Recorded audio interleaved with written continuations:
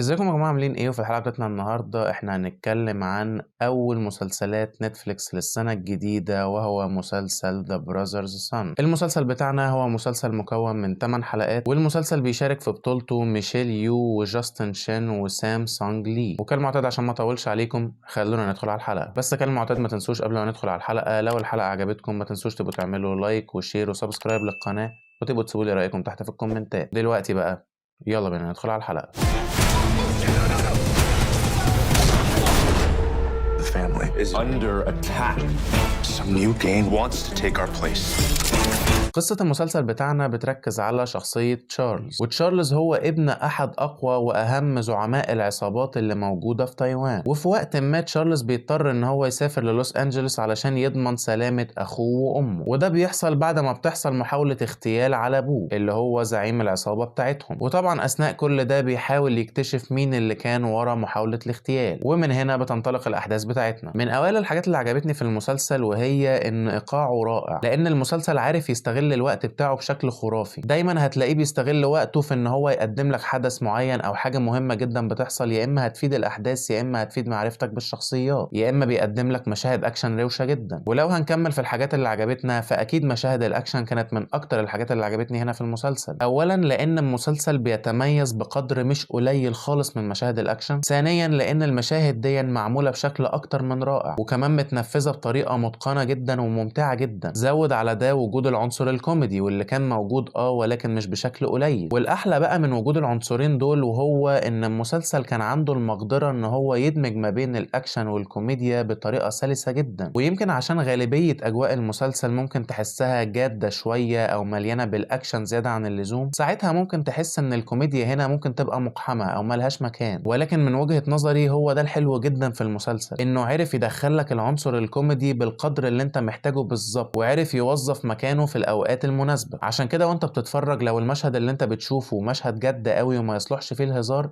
هتلاقي المسلسل قرر ان هو ما يهزرش، هتلاقيه بيتعامل مع التون الجادة بتاعته ديا بشكل جاد جدا، وهيقرر ان هو يدخلك الكوميديا في الوقت المناسب. ومن شوية برضو لما قلت لكم ان الكوميديا اللي موجودة هنا في المسلسل هي كوميديا مش قليلة ولكن استغلالها معمول بشكل ذكي، ده مش معناه ان الكوميديا هنا في المسلسل قليلة، بالعكس هي موجودة هنا ولكن متوظفة في الاوقات المناسبة علشان تكون كوميديا فعالة، وعلشان كمان تكون حاسس بيها وعارف تستمتع بيها بشكل كويس من غير ما تحس انها مقحمة بأي شكل من الاشكال. وفكرة ان صناع العمل بتاعنا هنا عرفوا يظبطوا الخلطة اللي دمجت ما بين الكوميديا والاكشن بطريقة حلوة جدا، هو ده اللي خلى المسلسل ممتع اكتر واكتر بالنسبة لي. ده غير ان مع تقدمنا في الاحداث وازدياد مدى الجدية في الاحداث اللي احنا بنمر بيها، هتلاقي ان المسلسل بيقلل شوية من الكوميديا اللي بيحطها لك. ولكن من احسن الحاجات اللي هو بيعملها انه ما بينساش ان هو عنده عنصر كوميدي موجود، بالعكس برضه بيستغل الاوقات المناسبة جدا ان هو يحط لك العنصر ده من تاني. حتى واحنا الاحداث بتاعتنا جد بيعرف يدور على ثغرة او وقت ما يصلح فيه الهزار وبيحط لك فيه حاجة سريعة، بيحط لك نكتة او افيه او موقف سريع جدا يخليك فعلا تبتسم، او ممكن في احيان كتير تضحك جامد كمان. كل ده من غير ما يفصلك قوي عن الاجواء الجدية، ومن غير ما يحسسك ان هو بيحشر الكوميديا في كل حتة، وده بيحصل من اول ثانية لاخر ثانية في المسلسل. عشان كده انا حبيت الموضوع ده جدا، وحبيت جدا دمجهم للاكشن مع الكوميديا مع الاجواء الجادة بطريقة حلوة. كمان تطور وتصاعد الاحداث كان بيحصل بشكل اكتر من رائع، وده على فكرة بيحصل من خلال استخدام عدد ضخم جدا من الشخصيات، واللي بشكل مفاجئ المسلسل كان عارف يتعامل مع ظهورهم بشكل اكتر من رائع. يعني انت مش هتلاقي نفسك وانت بتتفرج فجأة كده عايز تقول لا ده المسلسل زود شخصيات كتير قوي وهم مالهمش لازمة، بالعكس هتلاقي المسلسل عمال يزود شخصيات كتيرة ولكن كل واحدة متوظفة صح ووجودها مدعوم بأسباب منطقية، وكمان هتلاقيها بتخدم الأحداث. فدي برضو كانت حاجة جامدة جدا. برضو كان في تركيز محترم جدا على تفاصيل وماضي الشخصيات الرئيسية بتاعتنا، وبالأخص شخصية تشارلز طبعا، واللي بالنسبة لنا الشخصية المفضلة في المسلسل كله لعدة أسباب هنذكرها أثناء المراجعة، فاحنا مش محتاجين نقولها دلوقتي. الممثلين كلهم هنا ليهم كاريزما رائعة وحضور رائع، كيميتهم مع بعض كانت خرافية، بالذات كيمياء شخصية بروس مع شخصية تشارلز، وكمان علاقة الاتنين دول بالذات ببعض كانت من أكتر الحاجات اللي حبيتها واستمتعت بيها في المسلسل كله. بالنسبة للأداءات بقى فمستوى الأداءات هنا مرتفع جدا، لأن كل الممثلين اللي طلعوا قدامنا حتى لو ما كانوش من الشخصيات الرئيسية كانوا عاملين أداء رائع. ولكن اختصارا للوقت تفضيلي للاداءات اللي كانت موجوده هنا في المسلسل هنقوله مقتصر على الشخصيات الرئيسيه. اكتر اداء حبيته كان لشخصيه تشارلز، وبعد كده ميشيل يو اللي هي قايمه بدور الام، وبعد كده في المرتبه الثالثه شخصيه بروس. وللعلم الثلاثه كانوا عاملين اداءات رائعه، ولكن ده مجرد ترتيب افضليه مش اكتر. كمان المسلسل كان شاطر جدا في ان هو يبروز غالبيه علاقات الشخصيات بتاعتنا ببعض، ونجح جدا كمان ان هو يوريك تاثير العلاقات دي على اصحابها عامله ازاي. يعني كمثال عندك علاقه تشارلز ببروس، العلاقه الاكثر تميزا في المسلسل بالنسبه لي، واللي كانت متميزه لعده اسباب. اولها كيمياء الاثنين الممثلين دول مع بعض، ثانيا حضورهم وكاريزمتهم، وثالثا طبعا اداءاتهم. كمان عندك علاقه تشارلز بابوه، واللي ممكن تكون اكتر نضجا شويه من علاقه تشارلز ببروس، لان هي علاقه تاثيرها ضخم جدا على الشخصيه الرئيسيه بتاعتنا وعلى طبيعته وافكاره وطريقه تصرفاته كمان. ده غير ان المسلسل كمان اهتم ان هو يورينا تاثير عالم العصابات اللي بتدور جواه الاحداث دون على شخصياتنا كان عامل ازاي. كل دي حاجات عجبتني جدا. عجبني في بعض الاوقات برضو اطفاء عنصر التوتر بطريقه حلوه جدا وطريقه فعاله جدا برضو من وجهه نظري. وبرضو المسلسل بتاعنا دخل العنصر الرومانسي في الاحداث، والحلو في ان المسلسل دخل العنصر دون الاحداث وهو انه دخله بطريقه الى حد ما مش تقليديه قوي، وتعتبر مبتكره شويه الى حد ما، خصوصا ان محطات العلاقه الرومانسيه اللي احنا بنعدي عليها هنا في الاحداث مش تقليديه قوي او مش زي اللي احنا ممكن نتوقعه. كمان الموسيقى كانت رائعه والسينماتوجرافي كانت خرافيه، وبصراحه الصرف والانتاج كانوا باينين هنا في المسلسل. كمان اعتقد ان في بوتنشال لموسم تاني هنا من المسلسل، والطريقه اللي اتساب بيها الموضوع دون كانت طريقه ذكيه جدا، وهي ذكيه من وجهه نظري علشان مناسبه جدا للاحداث ولطبيعه الشخصيات. فده شيء عجبني جدا بصراحه، وانا عن نفسي متحمس ان انا اشوف موسم تاني من المسلسل ده، بس اتمنى يبقى موسم تاني علشان نلم اللي حصل في الموسم الاول ونقفل على كده. واعتقد اي حد اتفرج على المسلسل هيبقى فاهم قصدي ايه كويس. فهو يا ريت لو عمل موسم تاني ما يقعدش يحلب كتير، يبقى هو مجرد موسم تاني بنقفل فيه اللي حصل في الموسم الاول